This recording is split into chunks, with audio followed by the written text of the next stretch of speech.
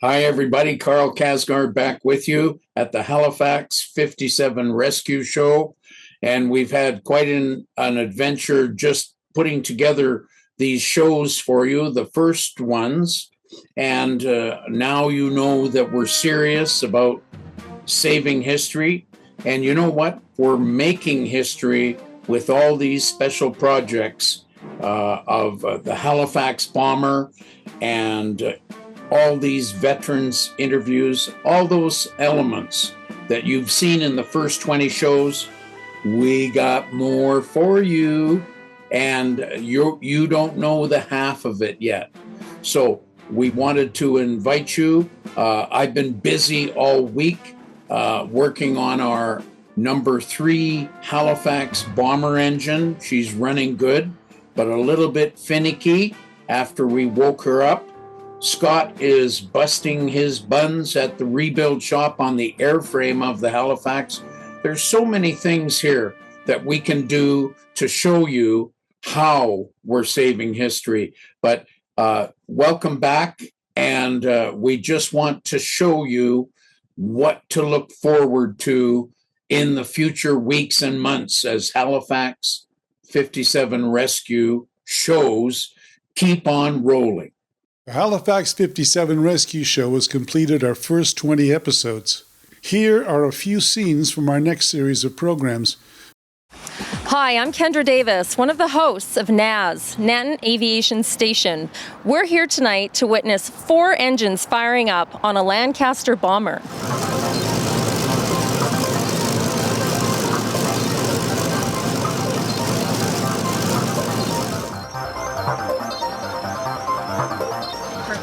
So being in aviation, we saw you up top when they fired up the engines. Can you tell us what that was like?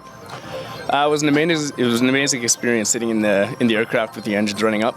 Being a member of 419 Squadron, which has a rich history flying Wellingtons, Halifax, and Lancaster bombers, it means a lot to me to be able to experience that and experience my squadron history real time, as if they had been doing it back in the day. So it was an amazing experience. The rebuild shops in Nanton, Alberta. And number 3 will be going on our Halifax. We've gone through the engine with a fine-tooth comb, and we've checked and double-checked all components and all cylinders. And Arnprior, Ontario. So in order to make the trailing edge look true, we have to be able to line each one of these ribs up in space. Now there's a drawing that we'll show you in the video. There's a point in space on each one of these ribs.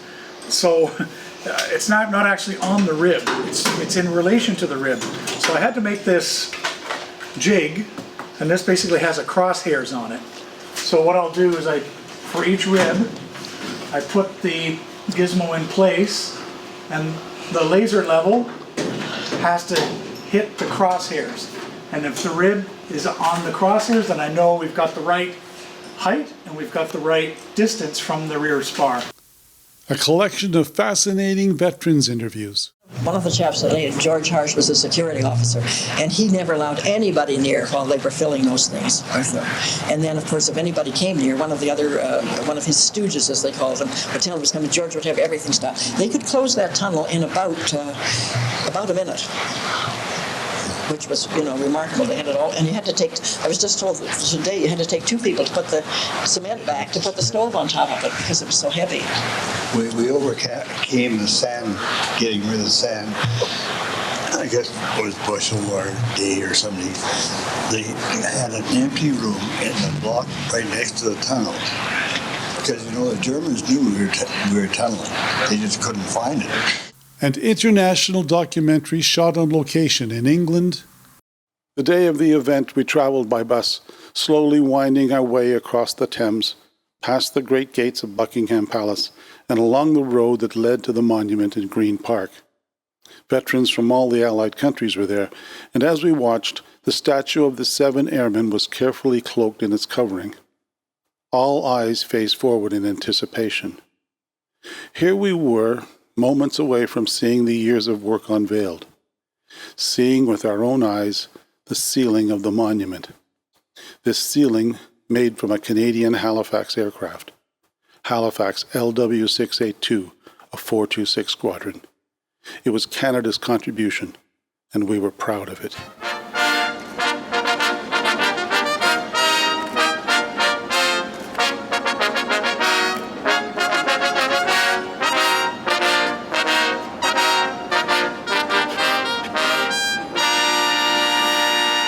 We're dealing with that. Belgium. Some parts of the aircraft were intact and were kept in Belgium. Other components were sent to the Trenton Museum to be included in the rebuilding of Halifax NA337. Okay, there you go. There is your 50 caliber mid-under gun.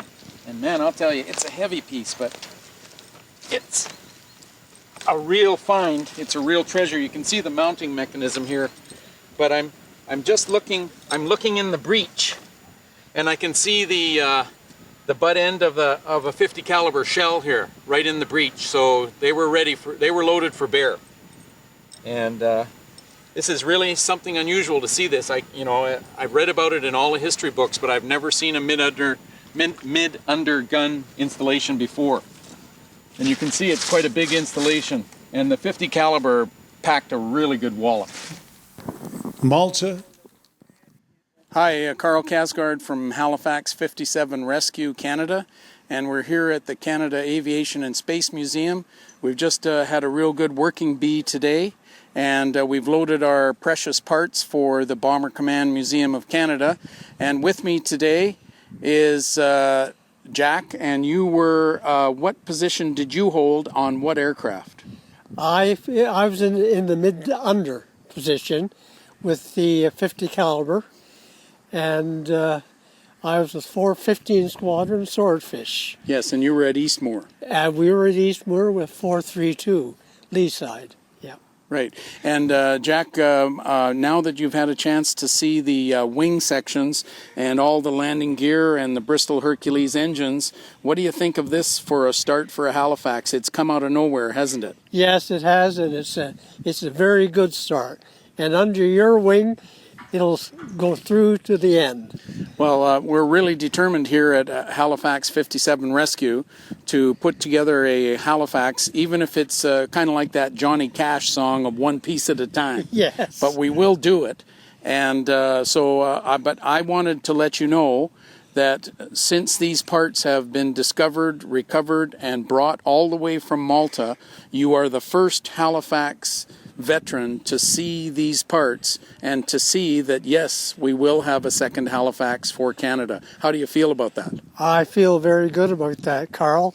And I have to thank you for keeping me in touch with what's going on here and the rebuilding of this great aircraft. In 2013, the Virginia War Memorial held a special ceremony as Karl traveled to Richmond for the presentation. Years later, those memories are still held in the hearts of many Virginians. In Virginia, we think we have the premier war memorial in the entire United States. Mm-hmm.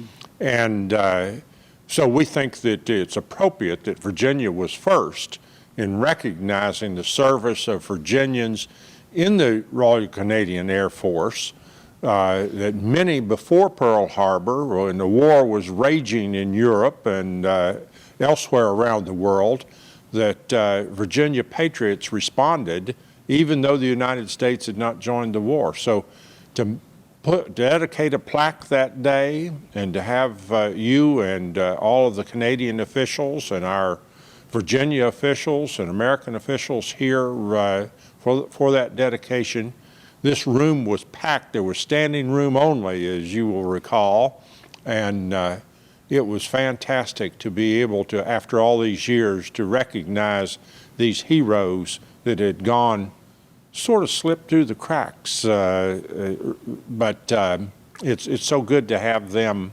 now recognized appropriately here at the memorial. And off the coast of Sweden, on the Baltic Sea.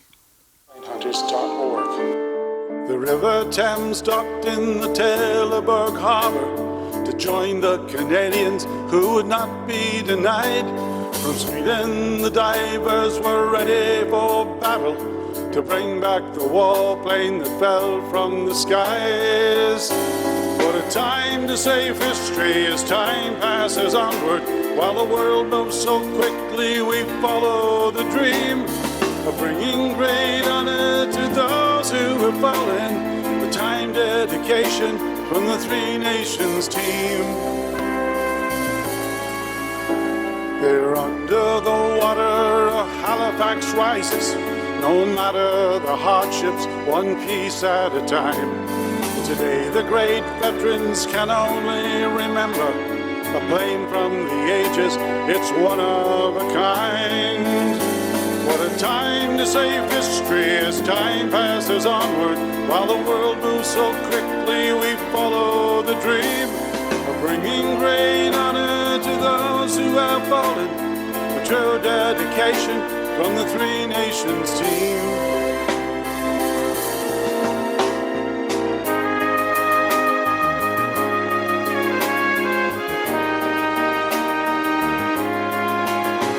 It's not for the money, it's more for the young ones. We'll see these great aircraft captured in time, so no one forgets about all who have fallen, and never for more shall they be left behind. What a time to save history as time passes onward. While the world moves so quickly, we follow the dream. Great honor to those who have fallen, a true dedication from the Three Nations team. What a time to save history as time passes onward. While the world moves so quickly, we follow the dream of bringing great honor to those who have fallen, a true dedication from the Three Nations team. And never for more shall they be left behind.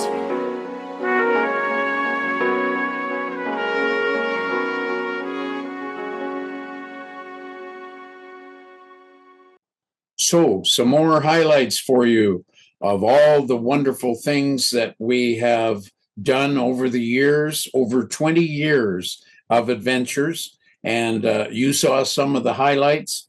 And we really want you to follow us, like us, subscribe. You can even share our programs with everybody out there that loves history. So next week, we'll be back in the trenches, working on the Halifax Bomber at Nanton, Alberta, and Arnprior, Ontario. And Scott and I will be able to update you. And folks, we're carrying the torch. We're continuing on, all for our veterans. Freedom is not free. Somebody paid for you.